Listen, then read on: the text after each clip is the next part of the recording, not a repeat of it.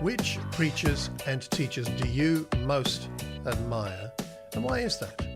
And also, how do you decide what's valuable about their content or their presentation style that's worth imitating in your own preaching and teaching? And that's what we're examining in this set of 3 episodes on sermon evaluation.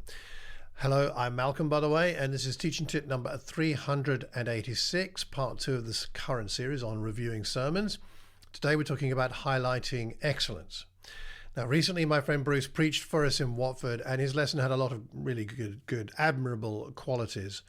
So I thought we'd use his sermon as a way of learning how to imitate good practices and how to review a sermon to spot what is being done well. I have to say, though, that last week I said that in this week's episode, I would give my own evaluation of Bruce's lesson and comment on any observation you have sent in.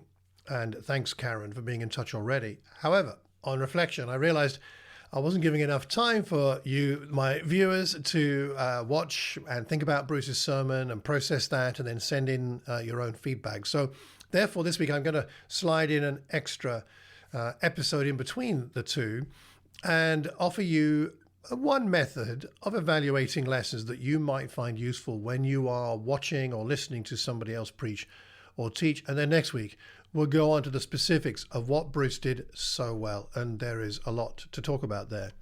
So this is just one method of evaluating a sermon, not so much to critique it. You could use it for that, but I'm talking here mostly about noticing what is done well so that you can then use it for yourself, or at least imitate in some form. So I've written down 11 suggested topics for you to think about when you're listening to or watching a lesson, whether live or online. And you might like to print this off. I have all this in the show notes and on the website, so you can copy and paste or use it for yourself or adapt it for your own use. But let me go through these points and briefly give you a thought about each one. So here are some things to think about. Number 1, speech. How is the speech? In other words, is it clear? Is the diction good? Secondly, movement. Is there intentional movement of the arms or the body? Is the movement useful or distracting? Thirdly, time. Is the time used well? Is it too long, too short? Is it appropriate to the occasion and the lesson? Fourthly, audio, visual, slides, videos, clips, whatever. Are they used well? Are they relevant? Are they distracting, or are they enhancing of the talk? Next, scripture. How is scripture used? Is it used well? Is it scattergun?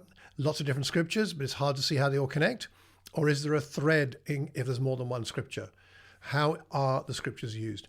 Points. Are the points clear? And do they follow one on another? Does point 1 come before point 2? Does point 2 make sense? A bit more of point 1. Is there a connection? Questions. Are questions used well? They might be rhetorical questions, or they might be ones expecting an answer. Are the questions clear and stimulating that help people to then process what they're being taught? Is the lesson interesting? It might be quite basic, but sometimes we can teach a lesson that's true, but not very interesting. Is it interesting? And if it is, what is it about the lesson that is interesting? Applicable is the next point. Is there something in the lesson that's applicable for you? In other words, how will I use this on Monday morning if it's a Sunday sermon?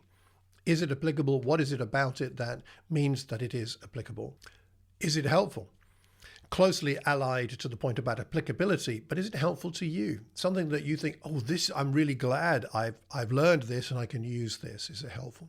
And lastly, other. Is there anything else about the lesson that you thought was admirable, useful, or worthy of note, and therefore possibly imitation? That's just one method. That's one set of points you can use to evaluate a lesson. Right, that's it for today. Next time, I will go on to share my own thoughts about Bruce's sermon and my responses to your feedback. So please do send that in as quickly as you can, because I'll be posting that the week after this one. Please also add any of your own comments to this episode. We learn best when we're learning in community, so let's post where we can all learn from each other. If I may, I would like to invite you to join me in the AIM UK and Ireland teaching program. The details and the links are all in the show notes. If you have any questions about the Bible, do drop them my way. Send me an email, malcolm@malcolmcox.org. If you'd like a copy of my free ebook on spiritual disciplines called How God Grows His People, sign up for my weekly newsletter at the website, malcolmcox.org. Please pass this link on to anybody you think might benefit. Hit that subscribe button and notifications bell, and we'll stay in touch. And at all times, remember to keep calm and carry on teaching. Take care, and God bless.